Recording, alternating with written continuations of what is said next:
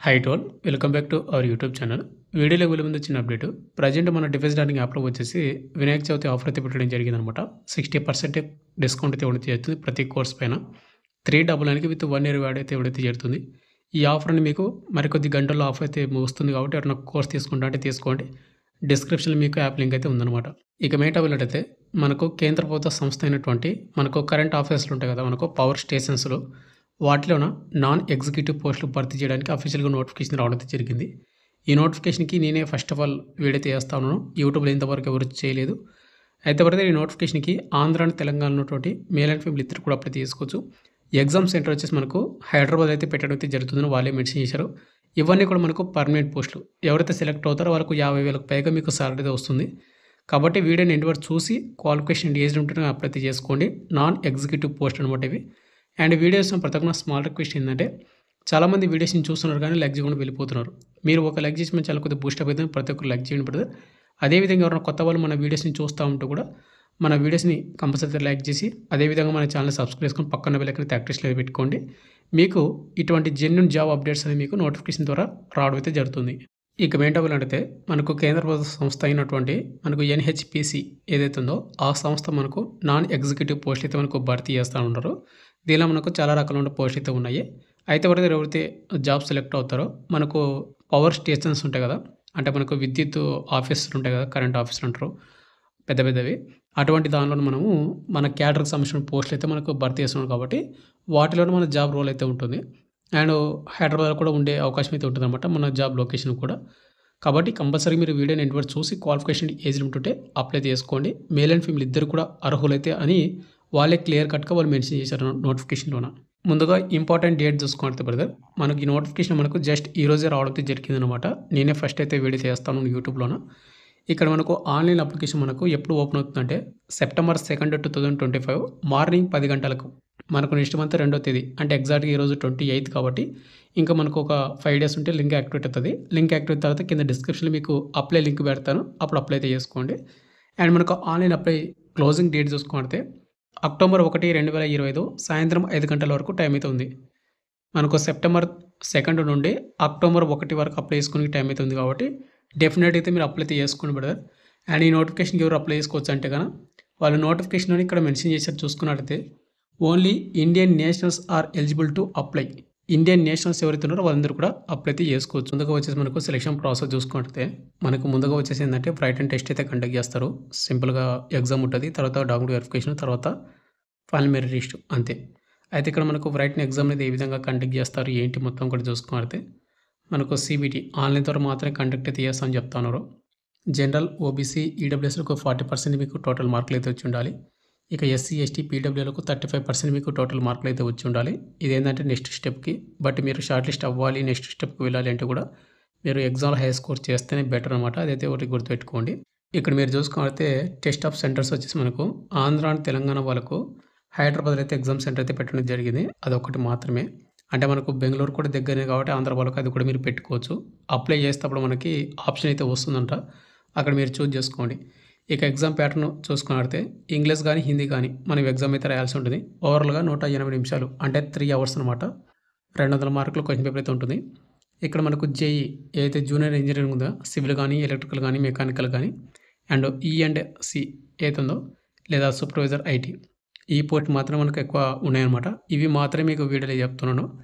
ఇక్కడ పార్ట్ 1కి వచ్చేసి కన్సిస్టెన్స్ ఆఫ్ 140 మల్టిపుల్ చాయిస్ క్వశ్చన్లు అయితే వస్తాయన్నమాట. మనం అప్లై చేసిన క్వాలిఫికేషన్ అవుతుందో ఆ క్వాలిఫికేషన్కి రిలేటెడ్ క్వశ్చన్లు అయితే వస్తాయి. ఇక పార్ట్ 2లో వచ్చేసి 30 మల్టిపుల్ చాయిస్ క్వశ్చన్లు అనేది జనరల్ అవేర్నెస్ నుంచి వస్తాయి. ఇక పార్ట్ 3లో వచ్చేసి 30 మల్టిపుల్ చాయిస్ క్వశ్చన్స్ అనేది రీజనింగ్ నుంచి రావడం అయితే జరుగుతుంది. ఇవి మాత్రమే మీరైతే ప్రిపేర్ అవ్వండి. ఇక రాజభాష ఇంకా హిందీ ట్రాన్స్లేటర్కి క్వాలిఫికేషన్ మనకు ఎక్స్పీరియన్స్ కూడా అడిగాడు కాబట్టి నేను ఇది చెప్పడం లేదు. ఇక నెక్స్ట్ ఇక్కడ మార్కింగ్ చూసుకుంటే బ్రదర్ ప్రతి కరెక్ట్ ఆన్సర్కి మనకు 1 మార్క్ అయితే ఇస్తున్నట్టు వాళ్ళు మెన్షన్ చేశారన్నమాట. అదేవిధంగా నెగిటివ్ మార్కింగ్ వచ్చేసి 1/4 అంటే 0.25. 4 తప్పులకు 1 మార్క్ అయితే కట్టుందన్నమాట.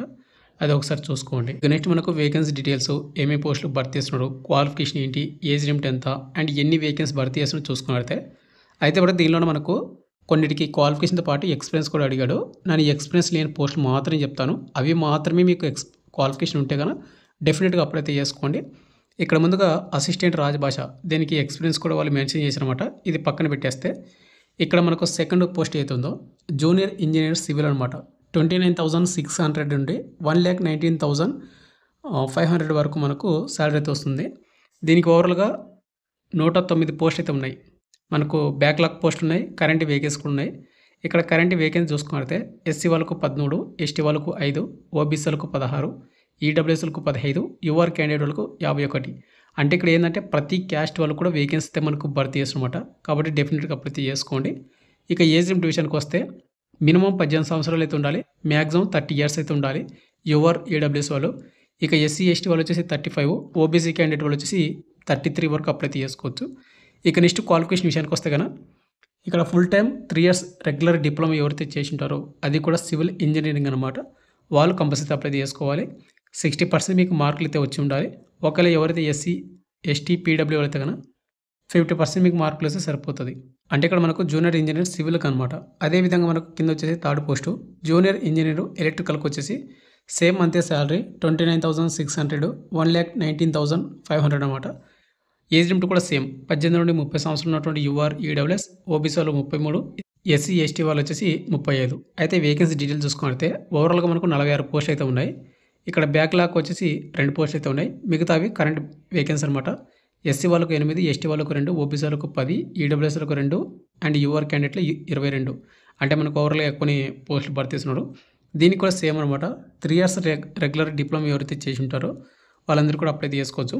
అయితే ఇక్కడ మనకు ఎలక్ట్రికల్లోనూ మనకు డిసిప్లిన్స్ అయితే వాళ్ళు మెన్షన్ చేశారన్నమాట. బ్రాంచెస్ మనకు డిప్లొమాలో ఎలక్ట్రికల్ కానీ, ఎలక్ట్రికల్ అండ్ ఎలక్ట్రానిక్స్ కానీ, లేదంటే ఎలక్ట్రికల్ పవర్ సిస్టమ్స్లో కానీ, లేదంటే పవర్ ఇంజనీరింగ్ ఎవరైతే చేసి ఉంటారో వాళ్ళు మాత్రం అప్లై చేసుకోవాలి. బట్ మీకు కంపల్సరీ 60% మీకు అబోవ్ అయితే వచ్చి ఉండాలి. ఒకవేళ ఎస్సీ ఎస్టీ పీడబ్ల్యూ అయితే 50% మీకు వస్తే సరిపోతుంది. అదొకసారి చూసుకోండి మీరు. ఇక నెక్స్ట్ పోస్ట్ వచ్చి మనకు జూనియర్ ఇంజనీర్ మెకానికల్ అనమాట. దీనికి ఏజ్ లిమిట్ వచ్చేసి 18 నుండి 30. మనకు అన్ని పోస్టులకు వచ్చేసి 18 నుండి 30 అనమాట. మీరు ఇది గుర్తుపెట్టుకోండి. 49 పోస్టులు భర్తీ చేస్తున్నారు. ఎస్సీ వాళ్ళకు 9, ఎస్టీ వాళ్ళకు 3, ఓబీసీలకు 11, ఈడబ్ల్యూఎస్లకు 5, యూఆర్ క్యాండిడేట్లకు 18 పోస్టులు. అయితే బ్రదర్ మా క్వాలిఫికేషన్ విషయానికి వస్తే కనుక 3 years regular diploma mechanical engineering కానీ ఎవరైతే చేసి ఉంటారో, మెకానికల్ డిసిప్లిన్స్లో వచ్చేసి మెకానికల్ కానీ, లేదంటే ప్రొడక్షన్ కానీ, ఆటోమేషన్ ఇంజనీరింగ్ కానీ ఎవరైతే చేసి ఉంటారో వాళ్ళు అప్లై చేసుకోవచ్చు అనమాట.